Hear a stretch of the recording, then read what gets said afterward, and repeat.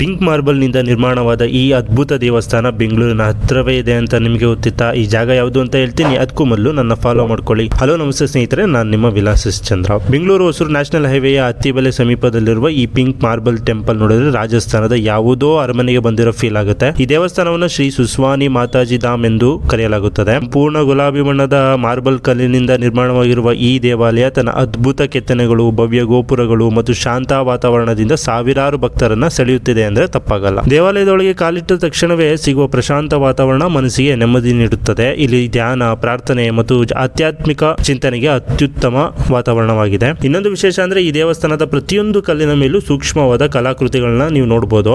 ಹಗಲು ಹೊತ್ತಿನಲ್ಲಿ ಸೂರ್ಯನ ಬೆಳಕು ಈ ಪಿಂಕ್ ಮಾರ್ಬಲ್ ಟೆಂಪಲ್ ಮೇಲೆ ಬೀಳುವಾಗ ದೇವಸ್ಥಾನ ಇನ್ನಷ್ಟು ಚೆನ್ನಾಗಿ ಕಾಣುತ್ತೆ. ಈ ದೇವಸ್ಥಾನದ ಪಕ್ಕದಲ್ಲೇ ಬಿಳಿ ಮಾರ್ಬಲ್ ನಿಂದ ನಿರ್ಮಿಸಲಾದ ಜೈನ ದೇವಾಲಯವೂ ಇದೆ. ಆ ಟೆಂಪಲ್ ನ ವಿಡಿಯೋ ಕೂಡ ನನ್ನ ಅಕೌಂಟ್ ನಲ್ಲಿ ಇದೆ.